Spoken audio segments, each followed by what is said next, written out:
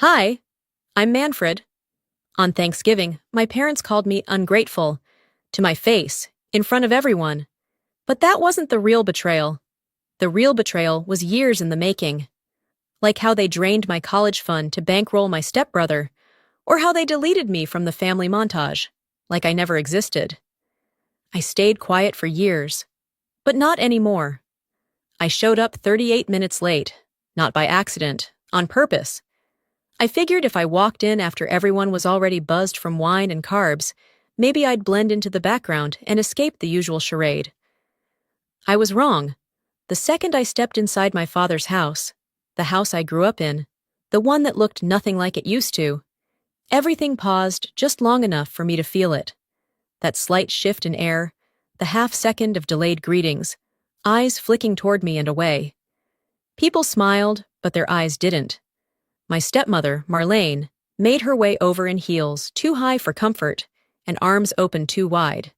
"There she is," she said, all sugar. "We were just talking about you." Liar.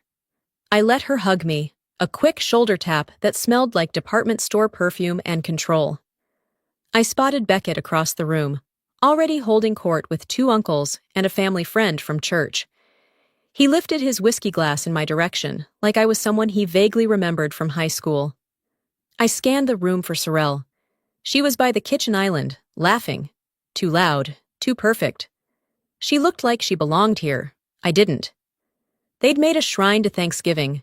Table settings with golden leaves, personalized place cards, even a pie bar. I bet Marlene paid someone to stage it. Nothing here looked like family, just branding. I moved toward the dining room and caught pieces of conversation that had nothing to do with me. Someone's real estate deal, Beckett's promotion, Harlan's retirement speech at the VFW. Not one person asked me how I was doing, not that I expected them to. Then came the toast. Marlene clinked her wine glass and stood up. "Before we eat," she began, "I just want to say how thankful I am for all of you. This year has been challenging, and yet here we are. Stronger, closer, and more united than ever." My jaw tightened. She turned her gaze toward the long table. "Let's raise a glass to this incredible family, to those who show up, to those who contribute, and yes, even to the ungrateful ones." The table erupted in laughter. I felt the blood rush to my ears. I didn't look at anyone. I didn't have to. I knew exactly who she meant. No one said a word. No one stopped her. They just drank. I didn't touch my glass. Instead, I stared down at the plate in front of me and wished I hadn't come. My father cleared his throat and changed the subject. Classic Harland. Let it pass. Avoid the conflict. Pretend it never happened. "We've got turkey, 3 kinds of stuffing," he said. "Let's dig in." I wanted to scream, but I didn't. I smiled, just barely. Half an hour later, over dessert, it got worse. Marlene was 3 glasses deep by then, her tongue looser. "You know," she said to no one in particular, "Maddie's probably at home with her books and her cats when she's not lawyering. Isn't that right, dear?" I bit down on the inside of my cheek. Beckett chimed in, the smirk already in place. "Saving the world one angry email at a time." A few polite chuckles floated around, but mostly the room tensed. Not enough to stop anything, just enough to feel awkward for 5 seconds. Then they moved on. Like they always do. I didn't say a word. That's the thing about this family. They don't stab you in the back. They smile and do it face to face. And when you flinch, you're too sensitive. I took a sip of water, my hand steady even if my chest wasn't. I scanned the room. Every detail of this house had been redone, modernized, sterilized. Not one photo of me on the walls. But Beckett's face was everywhere. Graduations, vacations, a ribbon-cutting ceremony. His success was the family's pride. Mine was an inconvenience. I knew better than to speak up. When I did, it always ended the same way. Harland with that disappointed sigh, Marlene's fake concern, Beckett's smirk, Sorrel's silence. They had their roles, and I was cast as the difficult one, the outsider, the one who couldn't let go. But something shifted tonight. It wasn't rage. It wasn't even sadness. It was silence, sharp, cold, absolute. I didn't belong here. And maybe that wasn't a tragedy. Maybe that was the freedom I'd been avoiding. So I smiled. I lifted my glass, not to them but to myself, and made a silent promise. Never again. I set my glass down with more grace than I felt. They didn't notice. Or maybe they did and chose not to care. Either way, I was done expecting acknowledgement. Harlan cleared his throat and stood, fork tapping gently against his wine glass. Before dessert, he began, the room quieting with trained obedience. I'd like to say a few words. It's Thanksgiving after all. God, here we go. Family is the cornerstone of legacy, he said, staring straight ahead. And legacies, well, they don't build themselves. They require sacrifice, commitment, loyalty. Marlene nodded approvingly beside him, her hands folded in her lap like a smug debutante. We've taken steps recently to ensure that everything we've worked for, everything we've built, will stay in the right hands, he continued. I felt my stomach drop. He didn't say my name. Not once. But I could feel the omission like a slap. He listed Beckett's new business expansion, Sorrell's thriving restaurant, their shared values, and their dedication to the family vision. No mention of the firm I built from scratch. No note of my pro bono work. No sign I'd ever mattered. And those who walk away from the family, he added, shouldn't expect the family to walk with them. Beckett smiled, slow and lazy, like he'd been waiting for this. Sorrell looked down at her plate. No one else flinched. I wanted to scream, wanted someone to say, that's not fair. But no one did. They were all in on it. Just when I thought I'd hit my quota of humiliation for the night, the lights dimmed. We have a little surprise, Marlene trilled, rising. A video tribute, 40 years of family memories. I barely breathed as the screen flickered to life. Photos began to fade in. Harlan in uniform, Marlene pregnant with Sorrell, Beckett in soccer gear, Christmas mornings, beach vacations, dance recitals. But not one image of me. Not one. A full decade vanished, like I never existed in this family at all. And then, briefly, a group photo at a backyard barbecue. There I was, behind everyone else, blurred, unnamed. A decorative extra. A kid at the end of the table whispered, "Who's that lady?" My chest constricted, my hands curled into fists beneath the napkin. I wasn't forgotten, I was erased. It wasn't just neglect, it was precision, a calculated deletion. The lights came back on. Applause filled the room. No one looked at me. They all moved on. I sat frozen, surrounded by smiles that felt like knives. The laughter and chatter returned like I hadn't just watched myself be scrubbed out of my own life. I excused myself from the table. In the bathroom mirror, I saw it. Not sadness. Something colder. Not anger. Something deeper. Recognition. They didn't see me because they didn't want to. Because seeing me meant acknowledging everything they'd done. Everything they'd taken. This wasn't about being left out of a video or a dinner toast. It was about being written out of a family, page by page, until I didn't even qualify as a footnote.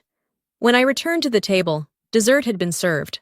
Pumpkin pie, whipped cream, perfectly cut slices like everything else in this choreographed charade. No one asked where I'd gone.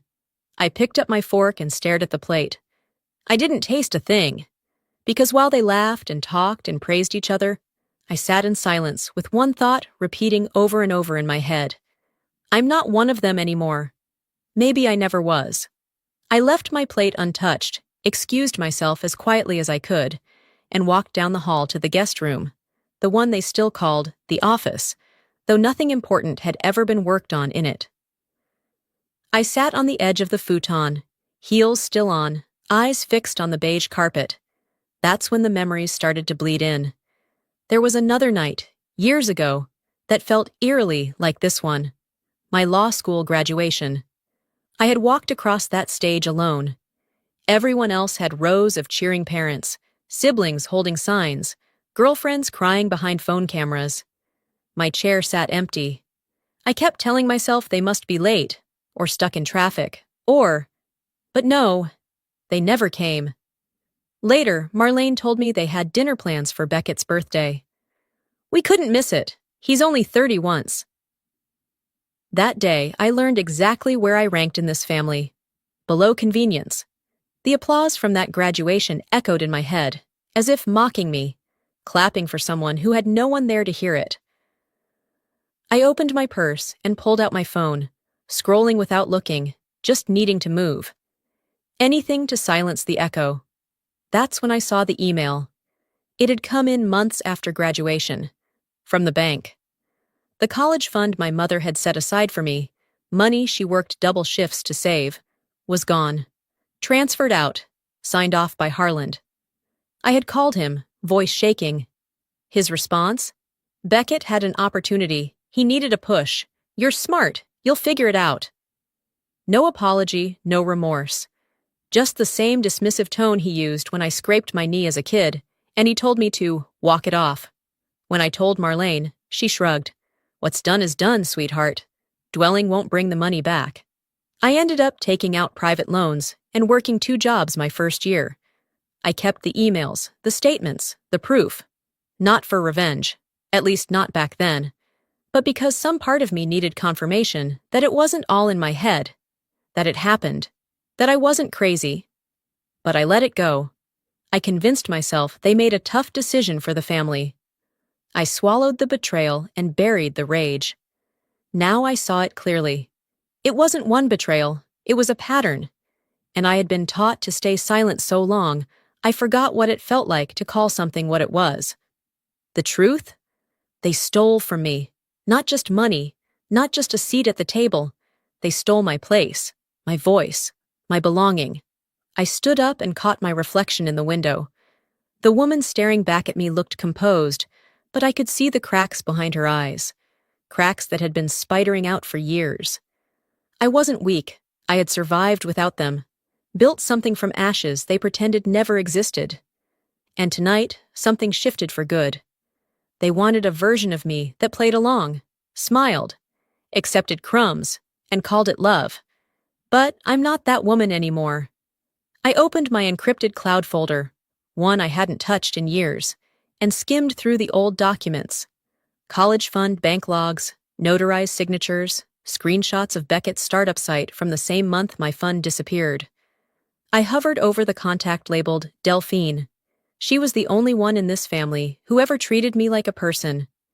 And if anyone still had the guts to speak the truth, it would be her. I tapped her name and typed, "Can we talk tomorrow?" My thumb hovered a second longer than it needed to. Then I hit send. The morning light made everything in my apartment look softer than it really was. I stared at my phone. The silence after that sent message growing heavier by the hour. Then it rang. Sorrel. I hesitated. My first instinct was to let it go to voicemail, but some stubborn part of me needed to hear what she had to say. Maybe I wanted to give her one last chance.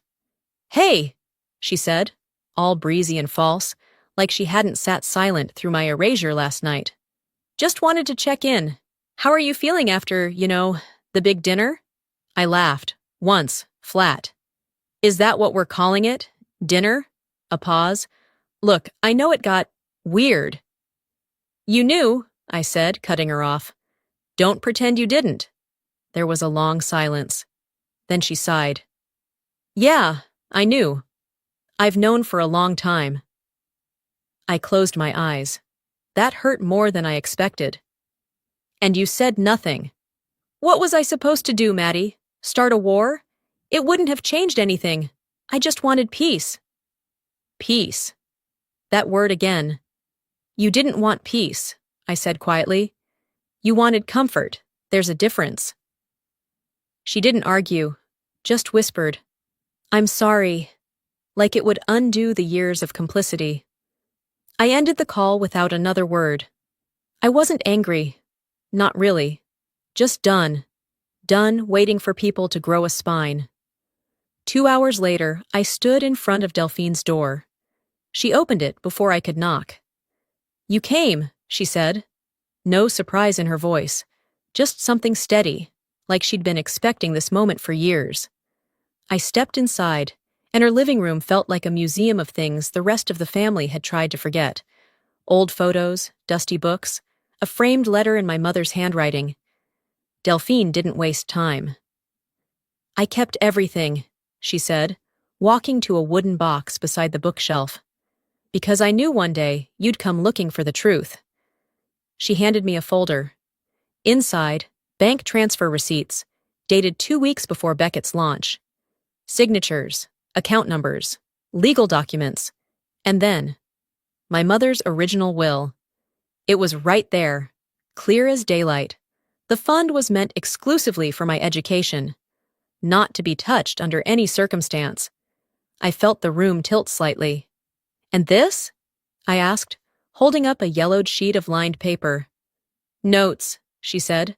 "I wrote them down after conversations with your father, when he started rewriting history." "You never said anything." "You weren't ready," she said, her voice steady. "But now I think you are." I didn't cry. I thought I might. But all I felt was something settling, like truth had weight, and it had just landed in my hands. Back home, I laid everything out on the kitchen table, scanned every page, matched signatures, checked dates. There was no more room for doubt. This wasn't neglect. This was deliberate. They didn't forget me. They removed me. One decision, one story, one erasure at a time. I opened my laptop, pulled up my legal notes, and began building a timeline. Not out of revenge, but to remember. To put the story back together the way it really happened. They wanted peace. I wanted the truth. And for the first time in years, I felt steady. No anxiety, no spiraling, just direction. I didn't know what would come next, but I knew one thing for sure. Whatever happened, I'd be the one writing it. 2 mornings later, a courier envelope slid under my apartment door. No knock, no warning. Just silence and pressure, neatly packaged. Inside was a letter from Marlene's legal assistant. The language was polished, professional, like someone trying too hard to sound polite while handing you a knife. In the interest of maintaining harmony, it read, Ms. Manfred Renly is invited to voluntarily step away from the family trust and estate planning process. Such a gesture would reflect goodwill and understanding of broader family dynamics. Goodwill, understanding. They always used soft words to dress up sharp things. I read it twice. Then again. Then I printed a copy, pulled out a pen, and signed. Below the line, I added by hand, I don't want a cent from people who never wanted me. No ceremony, no lawyer, no audience, just truth. I folded it once, slid it into a plain envelope, and left it on my kitchen table. My mind drifted back, uninvited, to a different kind of envelope, one that never came in time. 2 years ago, I was in court when I saw Marlene's name flash on my phone. The text was short. Your mom had a stroke. We're at St. Vincent's, no urgency, no context. By the time I arrived, the nurses were changing the linens. I never got to say goodbye.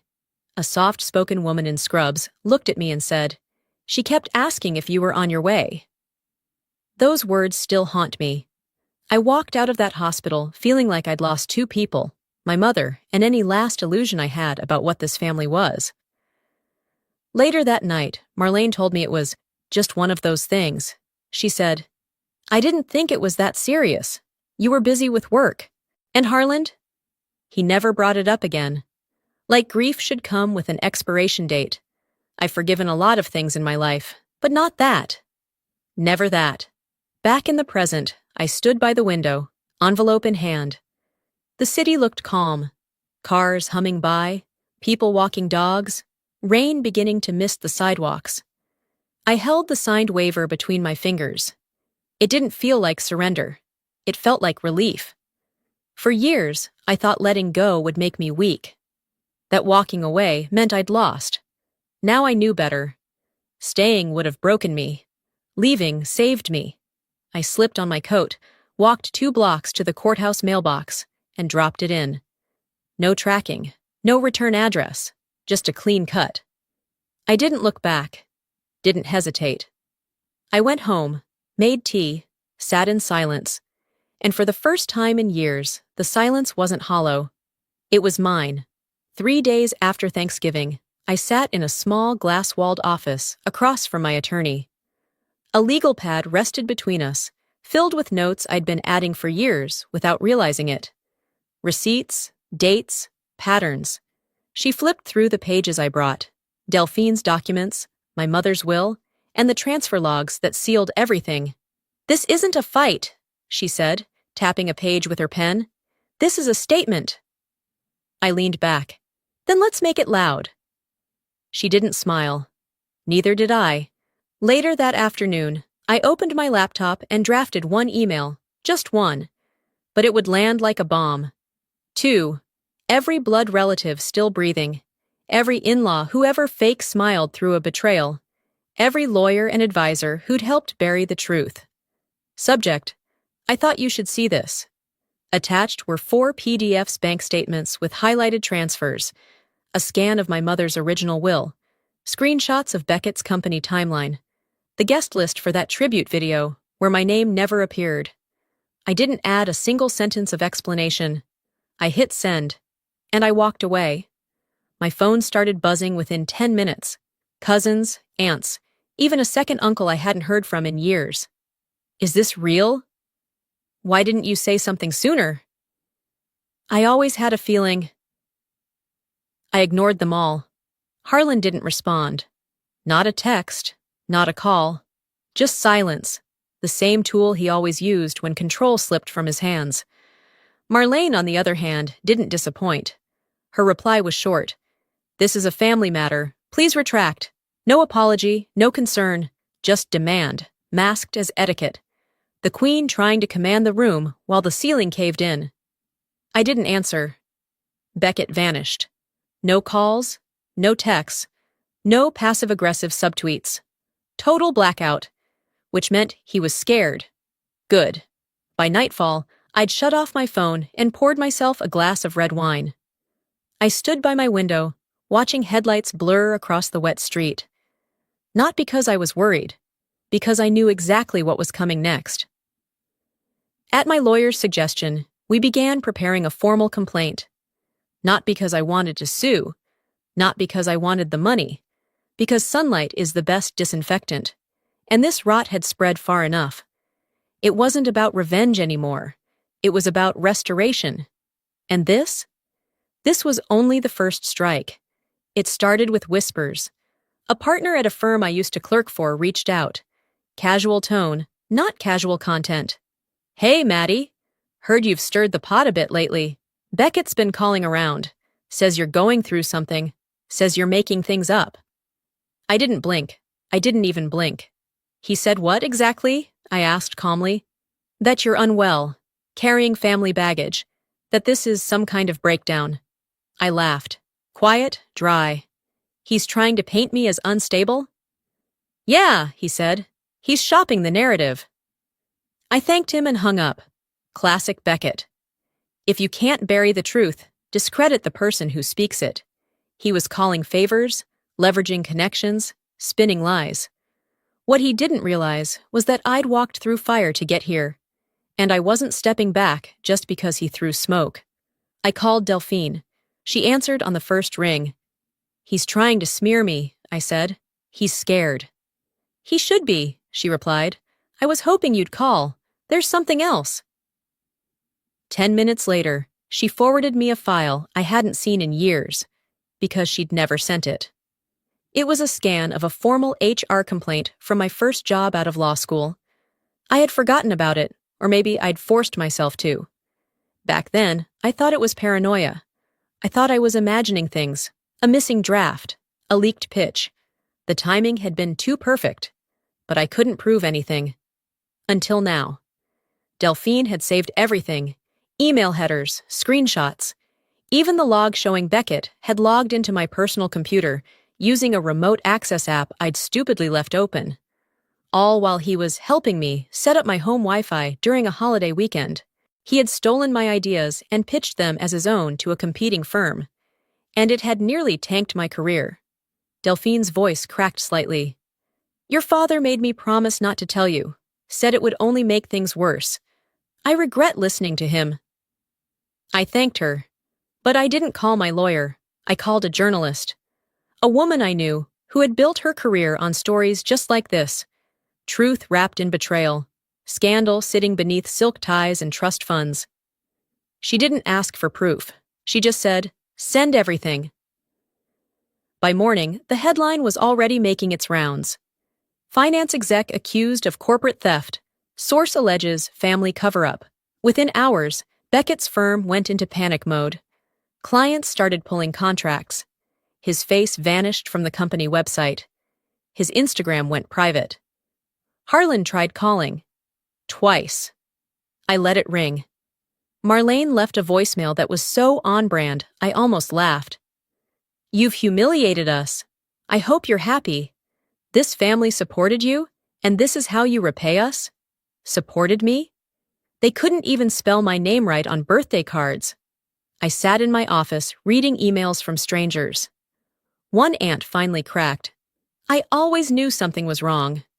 I should have said something. Too late. I wasn't angry anymore, just clear. Beckett could spin stories, but this wasn't a courtroom. This was the court of public opinion, and he'd just lost his jury. That night, I got a message from a former intern. She was fresh out of law school when she worked under me. Quiet, brilliant, overlooked in all the ways I'd been once. Her message read, Thank you. People like you make room for people like me. I didn't smile. Not really. But something inside me settled. Just a little. They thought I'd set fire to the house. I hadn't even raised my voice yet. The next morning, I walked into the county clerk's office with a folder under my arm and history in my hands. The complaint was already prepared. Typed, formatted, and reviewed line by line. Misuse of trust funds, forgery of consent, breach of fiduciary duty. 3 names sat at the top. Harlan Renly, Marlene Renly, Beckett Renly. Attached were everything they thought I'd never find. Notarized bank records, authorization forms with mismatched signatures, and Delphine's signed affidavit verifying the original terms of my mother's will. By noon, the documents were public record, and by 4 p.m., they were accessible to anyone with a Wi-Fi connection and a reason to look. I gave them the truth. What the world did with it wasn't my problem. By evening, Beckett's LinkedIn was gone. His firm had issued a vague statement about a temporary suspension pending internal review, but I already knew what that meant. Harlan's name disappeared from the Veterans Foundation's website. A line added quietly below the board list. Pending ethics investigation. Marlene canceled her beloved charity gala. Out of respect for privacy, the statement said. Right. Sorrel texted me late that night. I didn't know it would go this far. I stared at the screen for a long time before replying. You never asked how far it already went for me. She didn't write back. Harlan, though, he finally did. The subject line of his email, You're no longer welcome in this family. There it was, the last brick in the wall they'd spent decades building between us, now handed to me like a souvenir. I opened a new draft. Typed, paused, deleted. Typed again. And then I didn't send it. Instead, I wrote it out on a notepad and read it to myself. You erased me.